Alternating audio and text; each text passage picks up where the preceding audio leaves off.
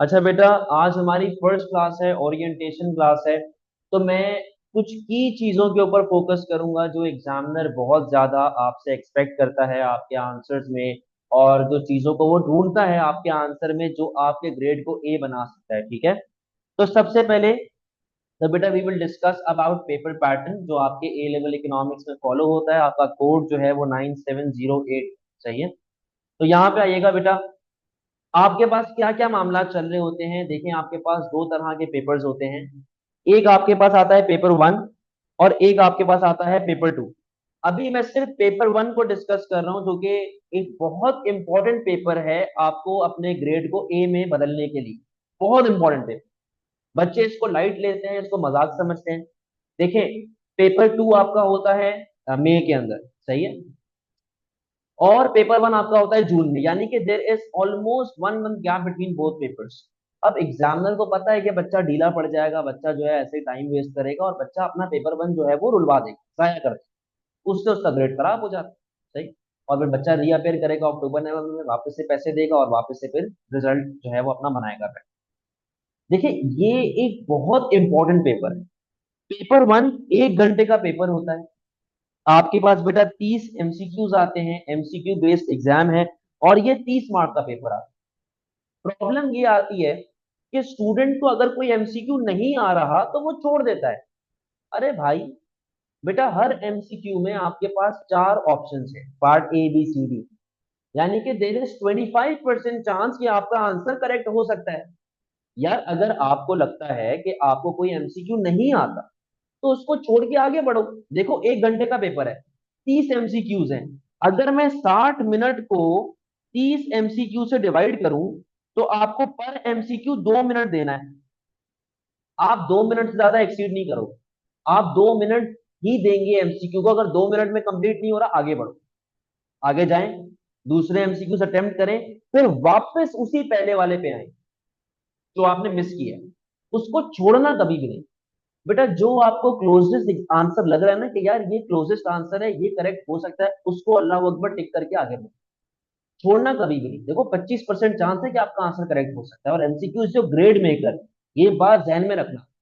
जिस बच्चे का पेपर वन में ए आ गया और पेपर टू में ई आ रहा है या यू आ रहा है, उसका ओवरऑल ग्रेड सी बन सकता है। इतनी पावर है पेपर वन की। तो भाई जरा ख्याल रखिएगा, paper one is very important और बड़े तरीके से आप लोगों ने इसको करना है। पेपर वन के लिए आप लोगों के लिए एक बुक डिजाइन की गई है, और उस बुक का नाम है पेपर वन टॉपिकल, जो आप लोगों को नोट्स में मिलेंगे। पेपर वन टॉपिकल, ठीक है। अब बेटा, टॉपिकल एमसीक्यूज वहां पे हैं। हर टॉपिक के तकरीबन भी 50 60 70 एमसीक्यूज हैं। अगर इन टोटल देखा जाए तो उस बुक में 1000 प्लस एमसीक्यूज अवेलेबल। बेटा, अगर आप वो पूरी बुक खत्म कर देते हो तो आपको क्या लगता है कि क्या 10 एमसीक्यूज भी रिपीट नहीं होंगे? एमसीक्यूज रिपीट होने का हरगिज ये मतलब नहीं है कि 100% वो वैसा उठ के आ जाएगा, लेकिन उससे मिलता जुलता एमसीक्यू लाजमी इंशाल्लाह टेस्ट होगा, जो आप लोगों को पहले से पता होगा किस तरीके से अटेम्प्ट कर। तो बेटा, ये चीजें आपको समझना बड़ी जरूरी है, और आपको वो बुक 100% अटेम्प्ट करना काफी लाजिम है। सही। अब बेटा, अगर पेपर टू के बारे में बात की जाए, पेपर टू का जो पेपर पैटर्न है वो बिल्कुल चेंज हो चुका है। जो आपके पास पहले आता था उसके मुकाबले में बिल्कुल डिफरेंट। 2023 तक आप अपने पेपर्स को देख सकते हैं। 2023 से पहले जाना, 2022 2021 के अटेम्प्ट करना पेपर आप लोगों के लिए इररेलेवेंट, क्योंकि एग्जामिनर ने पेपर पैटर्न भी चेंज कर दिया, और एग्जामिनर ने सिलेबस में भी थोड़ी सी अपडेट लेके आया है। सही है। अगर आप लोग मेरा यूट्यूब देखते हो तो आप लोगों के लिए 2023 वाले पेपर्स जो हैं वो ही रेलेवेंट है। वो ऑल वेरिएंट्स कर लें प्रैक्टिस के लिए। मैं भी करवाऊंगा। मैं 2024 के ऑल वेरिएंट्स करवाऊंगा। तो उसके अंदर ये होगा कि आपका हाथ साफ होना स्टार्ट होगा। बेटा, पेपर टू जो आपका होता है वो 60 मार्क्स का पेपर होता है, और यहाँ पर 3 सेक्शंस आते हैं। पहले 2 आते थे 2023 से पहले, अब 3 आते हैं। अब वो सेक्शन ए होता है, सेक्शन बी होता है, एंड सेक्शन सी। बेटा, सेक्शन ए आपका डेटा रिस्पॉन्स होता है। डेटा रिस्पॉन्स का मतलब क्या? कि एक केस स्टडी आपको मिलती है, ठीक है, और वो केस स्टडी के अंदर एक मुल्क होगा, और मुल्क की पूरी कुंडली लिखी हुई है। कुंडली का मतलब कि वहां पे इकोनॉमिक हालात कैसे हैं, वहां पर एक्सचेंज रेट कैसा चल रहा है, वहां पर गुड्स एंड सर्विसेज कैसे प्रोड्यूस कर दिए जाते हैं, वहां पे लोगों के क्या मामला आते हैं, वहां पर स्पेंडिंग पावर कैसी है, महंगाई कैसी है, अनएम्प्लॉयमेंट कैसी है, पूरा उसने आपको एक स्ट्रक्चर बना के दे दिया। और उससे रिलेटेड अब वो क्वेश्चंस पूछे, आपका हर आंसर इस डेटा के साथ लिंक करना चाहिए, आपका हर आंसर इस डेटा के साथ मैच करना चाहिए। समझे बेटा बात को? तो ये आपके पास होता है आपका डेटा रिस्पॉन्स। ठीक है जी। अच्छा बेटा, मोहाल नाम का एक बच्चा यहाँ पे ऐड हुआ है, आप भी काइंडली मुझे टेक्स्ट कीजिएगा आफ्टर क्लास, ठीक है? तो यहाँ पर हमारे पास पूरा जो आंसर है ना, आपने केस के हिसाब से लिखना। सही है, इन चीजों को आपने जरा पढ़ना है, वो इंशाल्लाह जब हमारा कोर्स हो जाएगा हम लोग साथ साथ प्रैक्टिस करते रहेंगे। अच्छा, एग्जामिनर ने क्या किया, सेक्शन बी अलग कर दिया और सेक्शन सी अलग कर दिया। एग्जामिनर इतना चालाक है, एग्जामिनर ने कहा कि भाई सेक्शन बी में टेस्ट करूंगा माइक्रो से और सेक्शन सी में टेस्ट करूंगा मैक्रो से। और एग्जामिनर ने ये कहा कि मैं दोनों सेक्शंस के अंदर दो दो क्वेश्चंस दूंगा और आपने कितना अटेम्प्ट करना है, आपने एक अटेम्प्ट। यानी कि in both section, section B and section C, आपके पास दो क्वेश्चन आएंगे, आपने कितने अटेम्प्ट करने हैं, आपने एक अटेम्प्ट। सही। और ये दोनों क्वेश्चन कितने मार्क के होंगे बेटा, 20-20 मार्क के क्वेश्चन होंगे। तो बेटा मेरा सेक्शन ए आपका 20 मार्क का, सेक्शन बी आपका 20 मार्क का और सेक्शन सी आपका 20 मार्क का। तो टोटल कितने मार्क का पेपर बन गया, पेपर टू? पेपर टू बेटा टोटल आपका 60 मार्क का पेपर आता है। सही है, पेपर टू जो है वो आपका 60 मार्क का पेपर होता है, 60 मार्क्स। अच्छा सर, जो सेक्शन बी और सेक्शन सी में 20 मार्क के क्वेश्चन आते हैं वो कैसे टेस्ट होते हैं? बेटा हर क्वेश्चन के दो पार्ट्स हैं, एक होता है पार्ट ए और एक होता है पार्ट बी। पार्ट ए होता है 8 मार्क का और पार्ट बी होता है 12 मार्क। पार्ट बी जो होता है वो डिस्कस बेस्ड क्वेश्चन होता है। डिस्कस का मतलब कि आपको टू साइडेड जाना पड़ता है। बेटा मुझे एक बात ये बताओ, मुझे एक बात बताओ, फॉर एग्जाम्पल एक स्टूडेंट है, मैं उससे पूछता हूँ कि बेटा आपको अपनी फर्दर स्टडीज के लिए बाहर मुल्क पढ़ने जाना है या अपने मुल्क में रहना है? उस बच्चे ने कहा सर मुझे बाहर मुल्क जाना है। मैं बोलता हूँ बेटा अगर तुम्हें बाहर मुल्क जाना है तो कोई तो वजह होगी बाहर मुल्क जाने की। अब वो मुझे वहां की अच्छाइयां बताना शुरू करेगा कि सर वहां पर मौसम बड़ा अच्छा है, सर वहां पर चोरी चकारी नहीं है, वहां पे स्टैंडर्ड ऑफ लिविंग बहुत अच्छा है, जॉब मिल जाती है, ये हो जाता है, वो हो जाता है। फिर उसके बाद वो मारेगा यू टर्न। यू टर्न मारने के लिए वो टर्म यूज करता है हाउ एवर। यू टर्न मारने के लिए वो टर्म यूज करेगा हाउ एवर।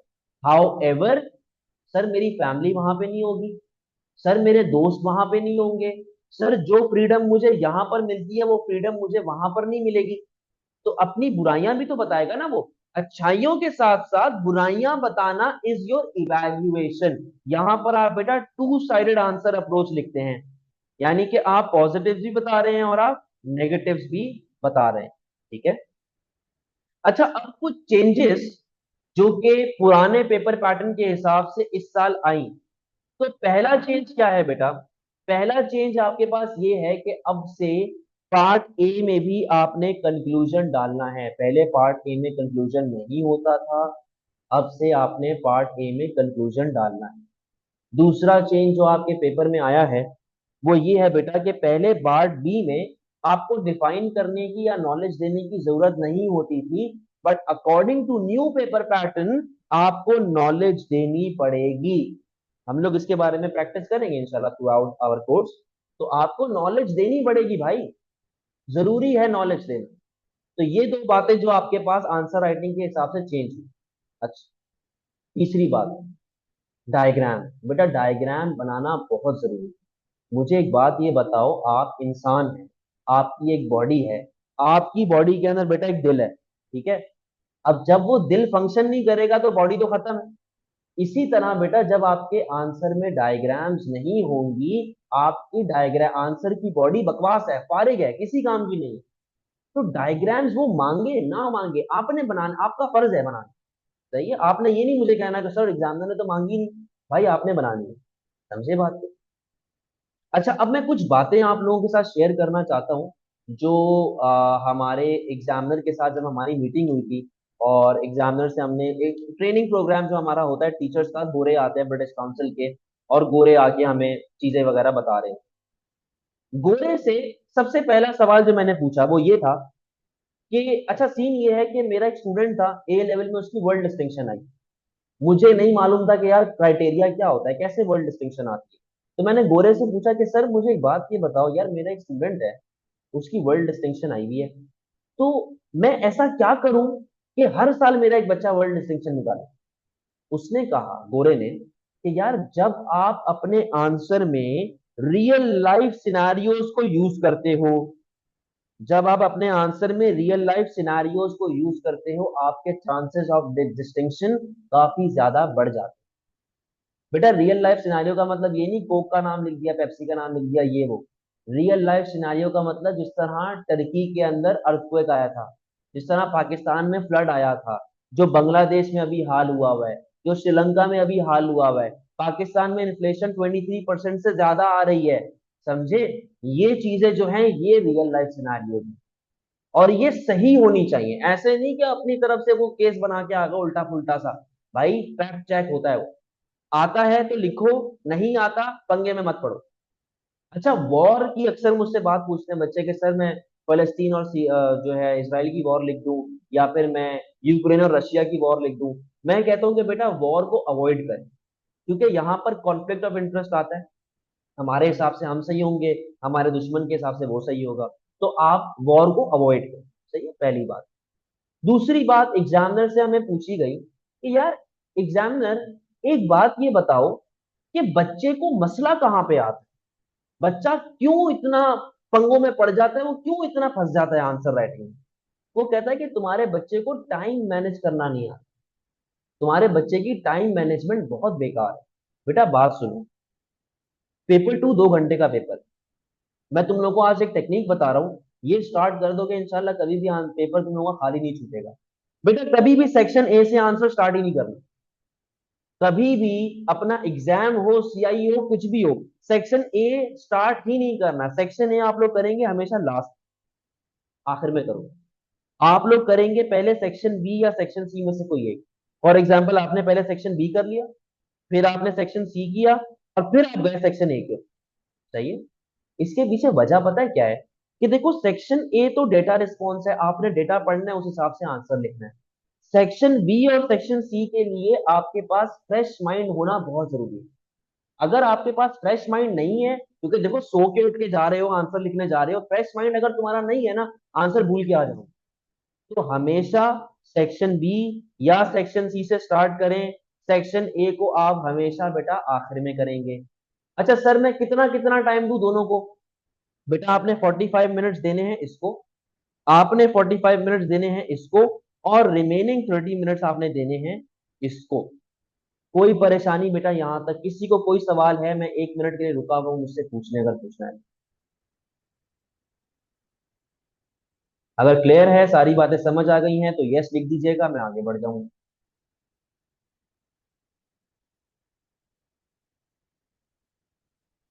बेटा रिस्पॉन्स दो, रिस्पॉन्स दो, जिंदा रहो चैट बॉक्स में। शाबाश।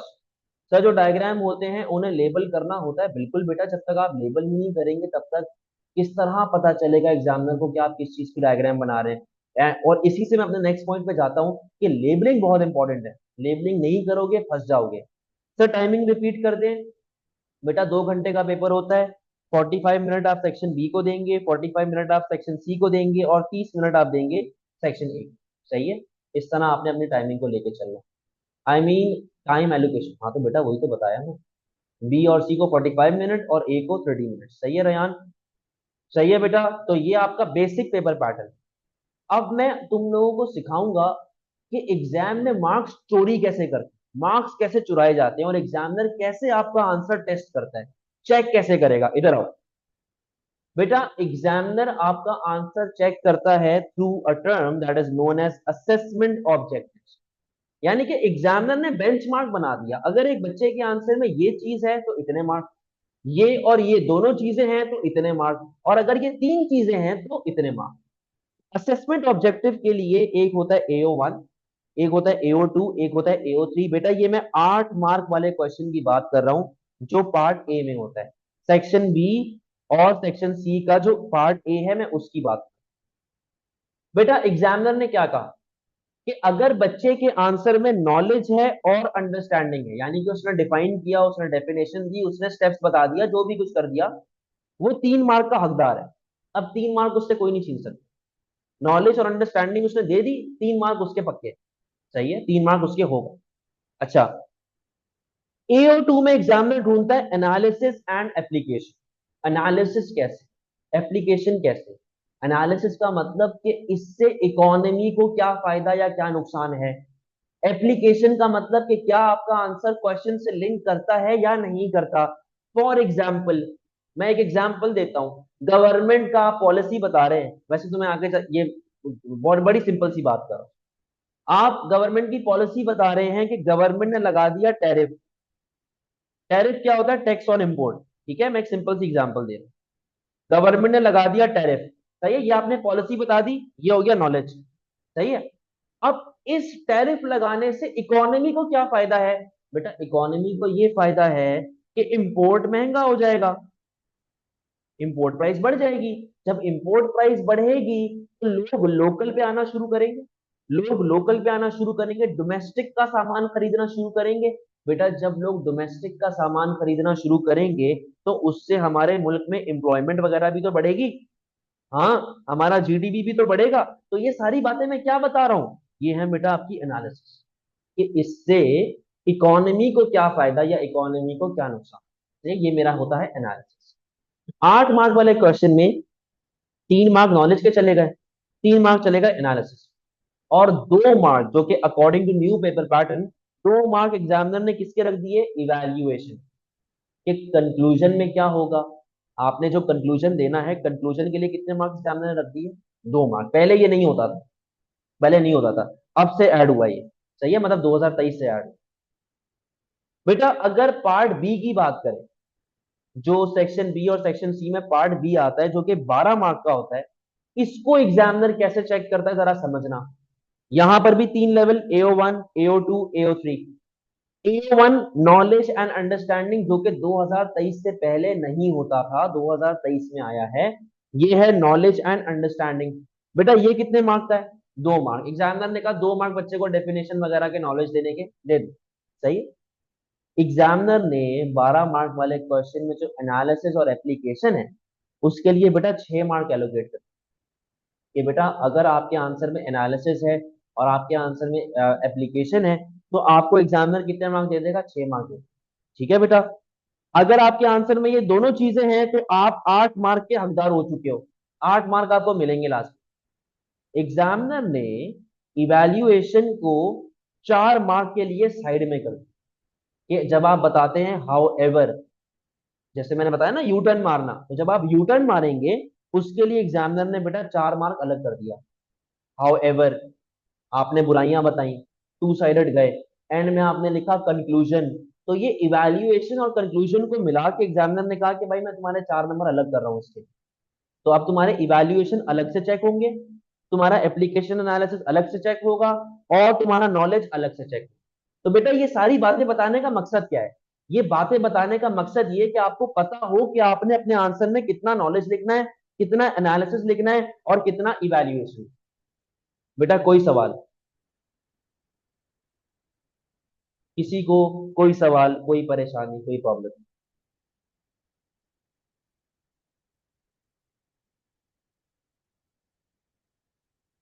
बाकी सब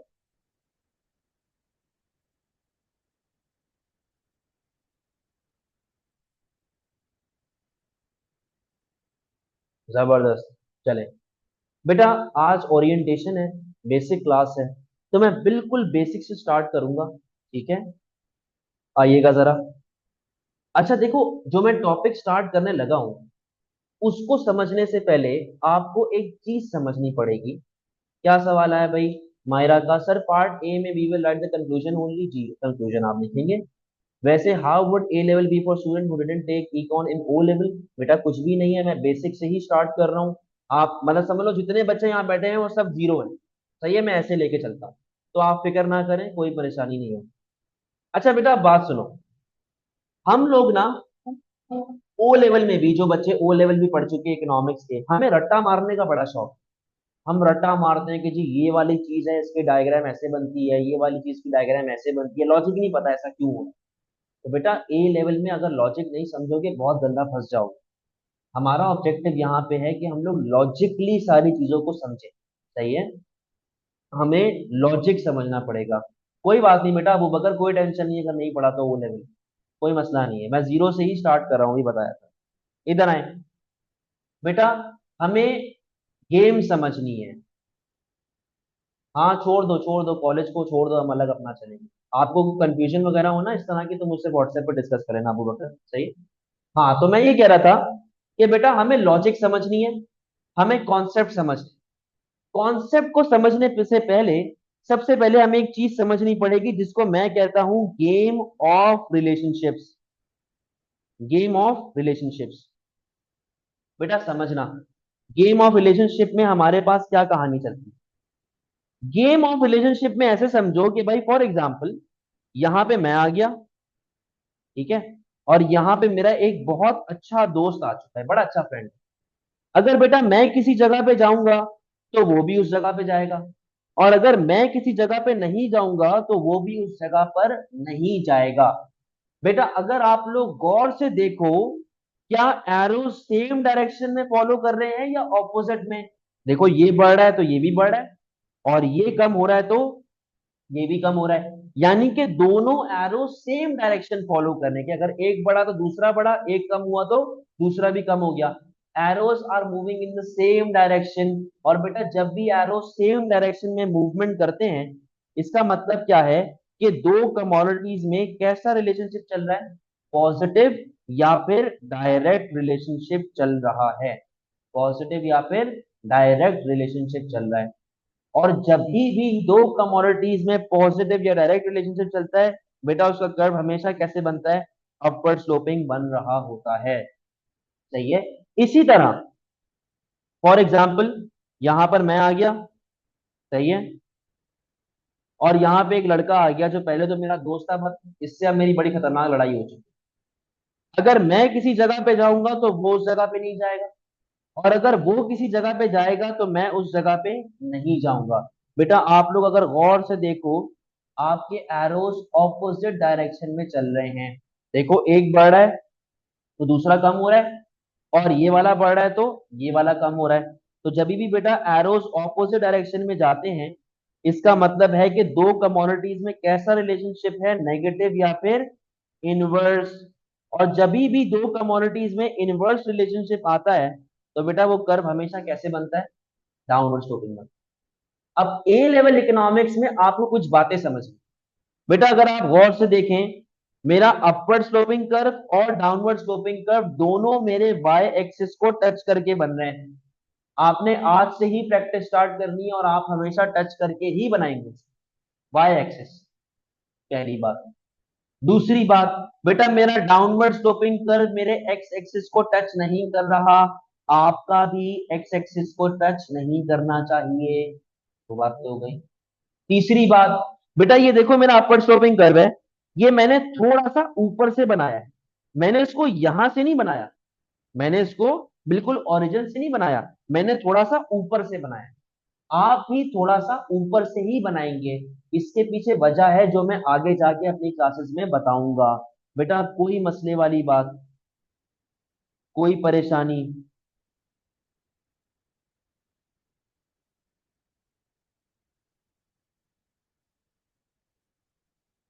अच्छा जी, क्या क्या सवाल आए हैं, मीन डायरेक्टली प्रोपोर्शनल, हाँ जी डायरेक्टली प्रोपोर्शनल होता है। सही है, चलो आगे बढ़ते हैं। हम लोग अभी बढ़ेंगे बेटा अपने फर्स्ट टॉपिक की तरफ जिसका नाम है डिमांड। आइएगा जरा यहाँ पे, डिमांड क्या कहता है। डिमांड, डिमांड की डेफिनेशन आपसे कहती है कि demand is the willingness and ability of a consumer, of a consumer to consume a certain good or a service. क्या मतलब है बेटा इसका।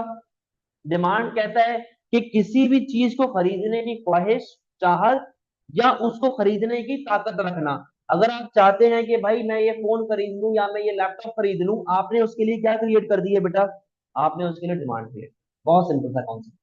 कोई भी चीज खरीदने की ख्वाहिश या चाहत, आपने क्या क्रिएट कर दी उसके लिए? Demand create. बेटा जिस तरीके से आप लोग फिजिक्स में लॉ पढ़ते हैं, साइंस में लॉ पढ़ते हैं, वैसे ही यहाँ पर भी एक लॉ आता है, लॉ ऑफ डिमांड, जो कि एक बहुत ही सिंपल सा लॉ है। मतलब ये वो लॉ है जो एक लेमैन बंदा भी समझ लेता है। बेटा लॉ ऑफ डिमांड क्या बोलता है? लॉ ऑफ डिमांड कहता है कि अगर किसी भी गुड की प्राइस बढ़ेगी, यानी कि वो महंगा होगा, तो लोग उसे कंपैरेटिवली कम खरीदेंगे। तो बेटा कोई भी चीज जब महंगी होती है तो उसकी वजह से क्वांटिटी डिमांड पे क्या इफेक्ट आ जाता है? लोग उसे कम खरीदेंगे, तो बेटा क्वांटिटी डिमांड आपकी फॉल हो जाएगी। और अगर कोई भी गुड आपका सस्ता होगा, किसी भी गुड की प्राइस कम होगी, तो लोग उसे पहले के मुकाबले में ज्यादा खरीदना शुरू करेंगे, क्योंकि वो अब अट्रैक्टिव नजर आएगा। लोग ज्यादा खरीदेंगे। जब बेटा लोग ज्यादा खरीदेंगे, तो उसकी वजह से आपकी क्वांटिटी डिमांड के ऊपर क्या इफेक्ट पड़ेगा? वो बढ़ना शुरू हो जाएगी। अबू बकर, मेरी बात सुनो, मुझे एक बात ये बताओ, बेटा एरोस हमारे किस तरह चल रहे हैं?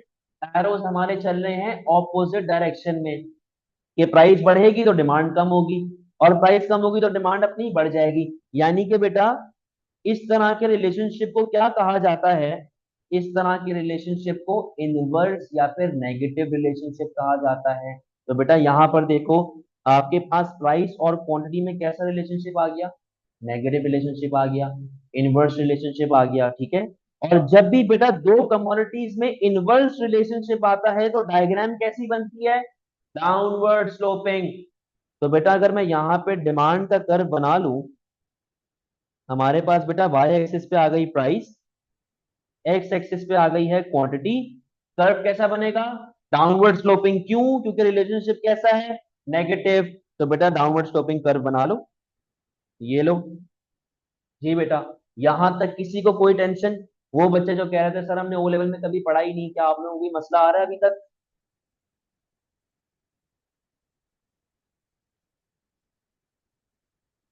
कोई मसला बेटा, समझ गए?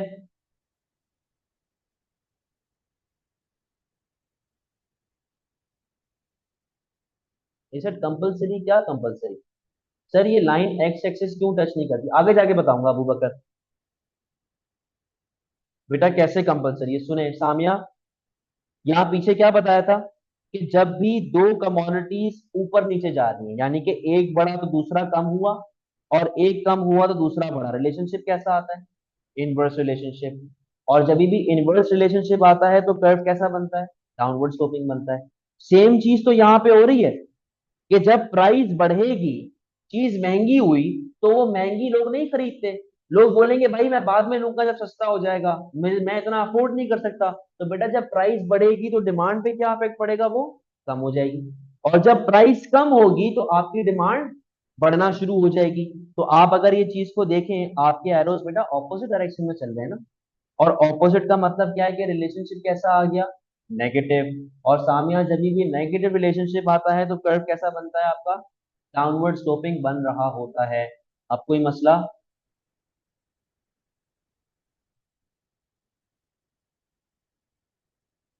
समझ गई? सर मतलब प्राइस भी बढ़े और डिमांड भी। सप्लाई वप्लाई को अभी छोड़ दें, इतनी चीजें ऐड अप ना करें, जो मैं बात आपको बता रहा हूँ सिर्फ वो चीज समझे।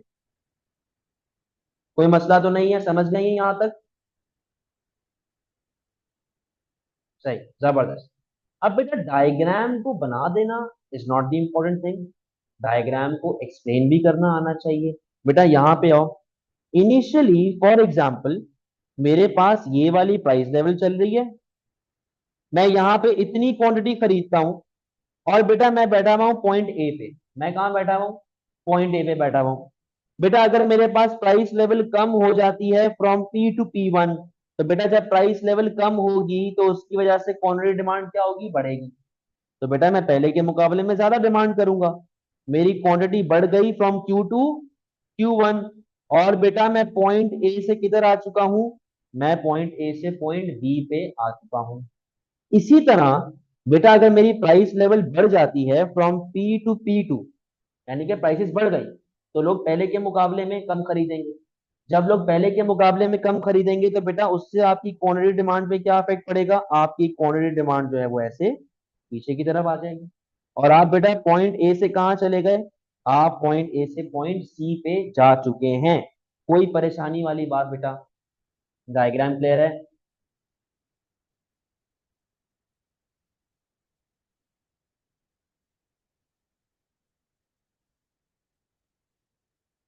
सही है, चलो आओ अब इसको एक्सप्लेन करते हैं। एक्सप्लेन करना बड़ा इंपॉर्टेंट। बेटा मुझे एक बात ये बताओ, ये जो हमारे पास क्वांटिटी कभी आगे जा रही है कभी पीछे आ रही है, ये किस वजह से हो रही है? ये इस वजह से हो रही है क्योंकि हमारे पास प्राइस बार बार चेंज हो रही है। तो जब आप डायग्राम को एक्सप्लेन करने जाएंगे तो पहला पॉइंट आपके पास कौन सा आ गया, प्राइस फैक्टर। कि प्राइस बढ़ रही है तो डिमांड पीछे आ रही है, प्राइस कम हो रही है तो डिमांड आगे जा रही है, यानी कि प्राइस के ऊपर नीचे होने की वजह से डिमांड आपकी आगे पीछे हो रही है। तो पहला पॉइंट आ गया प्राइस। अच्छा बेटा दूसरी बात मुझे ये बताओ, क्या मैं एक ही डिमांड कर्व पे ऐसे ऊपर नीचे कर रहा हूं या मैं अलग अलग डिमांड कर्व बना रहा हूं? बेटा मैं एक ही डिमांड कर्व पे ऊपर नीचे कर रहा हूं, इसीलिए दूसरा पॉइंट मेरे पास क्या आ गया, मूवमेंट अलोंग द कर्व। दूसरा पॉइंट मेरे पास क्या आ गया बेटा, मूवमेंट अलोंग द कर्व। कि मैं देखो एक ही लाइन पे कभी पॉइंट ए से पॉइंट बी पे जा रहा हूं और कभी पॉइंट ए से पॉइंट सी पे जा रहा हूं। अच्छा बेटा मुझे एक बात बताओ, क्या प्राइस एक वाहिद फैक्टर है जिसकी वजह से आपकी डिमांड पे अफेक्ट आता है? नहीं ना। भाई सुनो, सर्दियां आई तो लोगों ने कॉफी पीना शुरू कर दी, आइसक्रीम कम कर दी। गर्मियां आई लोगों ने कोल्ड ड्रिंक और आइसक्रीम पीना शुरू कर दी, कॉफी कम कर दी। भाई ट्रेंड चल रहा है, कोई बैगी क्लोथ पहनने का फैशन चल रहा है तो मैं बैगी क्लोथ खरीद रहा हूँ। स्लिम फिट पहनने का फैशन चल रहा है, मैं स्लिम फिट खरीद रहा हूँ। भाई मैं अमीर हो गया मैं ज्यादा स्पेंड करूंगा, मैं गरीब हो गया मैं कम स्पेंड करूंगा। तो यानी कि बेटा सिर्फ प्राइस एक ऐसा वाहिद फैक्टर तो नहीं है ना जो आपकी डिमांड पे अफेक्ट करता है। अब मुझे एक बात हक ईमान से ये बताओ, मैंने इतना जो आप लोगों को अब तक लेक्चर दिया है, क्या मैंने कहीं भी ट्रेंड का, फैशन का, वेदर का या किसी भी चीज का, इनकम का, क्या मैंने इनका नाम लिया है अब तक? जल्दी से बताओ, क्या मैंने इनका नाम लिया है? नो, मैंने किसी का भी नाम नहीं लिया। मैंने किसी का भी नाम नहीं लिया। यानी कि यहां पर मैं क्या अज्यूम कर रहा हूं, यहां पर मैं अज्यूम ये कर रहा हूं कि मेरे जितने भी अदर फैक्टर्स हैं, इनकम, वेदर, टेस्ट, कल्चर वगैरह, ये सब कांस्टेंट हैं, ये सब फिक्स्ड हैं। मैं इन सबको इग्नोर कर रहा हूं, मैं कह रहा हूं भाड़ में जाऊं, मुझे तुमसे कोई लेना देना नहीं है अभी। मुझे सिर्फ किससे लेना देना है, प्राइस से। तो बेटा जब मैं अपने सारे अदर फैक्टर्स को कांस्टेंट कर देता हूं, उनको जहन्नुम में डाल देता हूं और सिर्फ एक चीज पे फोकस करता हूं, इस कॉन्सेप्ट को कहते हैं सिट्रस पैरेबस। क्या कहते हैं इसको, सिट्रस पैरेबस। अब सिट्रस पैरेबस की डेफिनेशन क्या बोलती है, वो कहती है apart from apart from one variable factor, apart from one variable factor comma all other factors are constant। बेटा डेफिनेशन को जरा समझो, क्या कह रहे हैं, apart from one variable factor. Variable factor कौन सा फैक्टर होता है जो बार बार चेंज होता रहता है? तो apart from one variable factor that is price. Price variable है, चेंज हो रही है बार बार। Apart from price all other factors जैसे कि इनकम, वेदर, फैशन, टेस्ट, ये वो, इन सबको मैंने क्या कर दिया, इग्नोर। इन सबको मैंने क्या रखा हुआ है, फिक्स। इन सबको मैंने क्या रखा हुआ है, कांस्टेंट। मैंने कहा भाड़ में जाओ, मुझे तुमसे कोई लेना देना नहीं। मैं सिर्फ किसको देख रहा हूँ, प्राइस को। ठीक है, तो apart from one variable factor all other factors are constant. और लास्ट बात जो मैं एक्सप्लेनेशन में यूज करूंगा वो ये है कि बेटा एक बात याद रखो, याद रखो, जब भी मूवमेंट अलोंग द कर्व आती है, जब भी मूवमेंट अलोंग द कर्व आती है और आपकी डिमांड अगर राइटवर्ड जाती है, आगे जा रही है, आप इसको इंक्रीज नहीं कहेंगे, आप इसको कहेंगे एक्सटेंशन। क्या कहेंगे आप इसको, एक्सटेंशन। और अगर बेटा आपकी डिमांड पीछे आ रही है, आप इसको डिक्रीज नहीं कहोगे, आप इसको कहेंगे कॉन्ट्रैक्शन। तो जब भी बेटा मूवमेंट अलोंग द कर्व आती है और आपकी डिमांड अगर बढ़ती है, आप इसको बोलेंगे एक्सटेंशन, और अगर आपकी डिमांड कम होती है, आप इसको बोलेंगे कॉन्ट्रैक्शन। अब सवाल पूछें, कोई भी सवाल अगर आपने पूछना है। सर ये दोबारा समझा दें, सिट्रस पेरेबस की बात कर रहे हो? अबू बकर मुझे एक बात ये बताओ, क्या मैंने इनकम, वेदर, इन सब के बारे में बात की थी, फैशन के बारे में बात की थी लेक्चर के दौरान? नहीं। तो बेटा मैं क्या अज्यूम कर रहा था कि ये चीजें एग्जिस्ट ही नहीं करती, मैं इनको इग्नोर कर रहा था। मैं सिर्फ किसके बेसिस पे काम कर रहा था? प्राइस के बेसिस पे। तो जब भी आप सिर्फ एक फैक्टर के बेसिस के ऊपर बात कर रहे होते हो ना, यानी कि आपने कहा कि यार सिर्फ प्राइस में चेंज आ रहा है, मैं वेदर वगैरह का परवाह नहीं करता, तो उस कॉन्सेप्ट को सिट्रस पेरेबस कहा जाता है कि जितने भी अदर फैक्टर हैं वो सारे कांस्टेंट हैं, मैं सिर्फ प्राइस को देखते हुए डिमांड आगे पीछे। समझ गए अबू बकर? और क्या है, तो फर्क क्या है, in reality demand increase and decrease नहीं हो रही। बेटा इंक्रीज की जगह पे आप टर्म एक्सटेंशन यूज करोगे, डिक्रीज की जगह पे टर्म कॉन्ट्रैक्शन यूज करोगे। इंक्रीज डिक्रीज में नेक्स्ट क्लास में बताऊंगा कब यूज किया जाता है। और कोई सवाल?